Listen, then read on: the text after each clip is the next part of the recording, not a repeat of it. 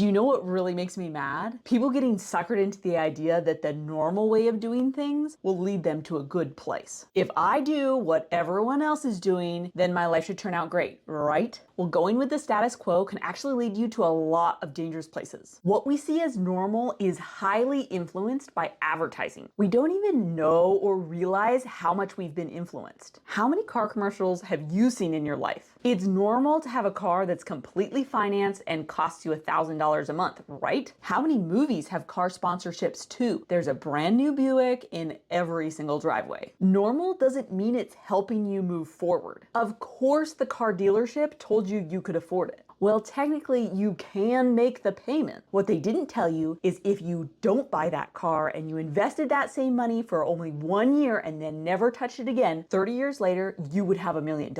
They didn't tell you that that car will depreciate incredibly fast. By the time you pay it off, it will be worth a fraction of the sticker price you paid. They didn't tell you that in just a few short years, if you go to sell that car, you might not even be able to sell it for what's left on the loan. Your car loan could be underwater because of depreciation. You could be left with a car loan and no car. But new and shiny and not broken are so alluring. I'm not going to tell you that buying a car with a loan is always a bad idea. And I'm not going to tell you that buying a brand new car is always a bad idea. Paying for repairs is a big deal. Sometimes having a little bit of a car payment can be worth it if there's some sort of warranty that pays for repairs. Not all of us can buy cars with over 300,000 miles on them because we're married to an auto technician like me. We've also been led to believe that having credit card debt is normal. The average American is carrying around $7,000 worth of credit card debt. I understand how people get there. It could happen to anyone. We want to look like our friends. We want to go on the trip. We don't have the cash right now, so we just use the credit card. If we do this enough times, we've racked up quite a bit of debt before we even know it. But who does this debt benefit? Who endorses this life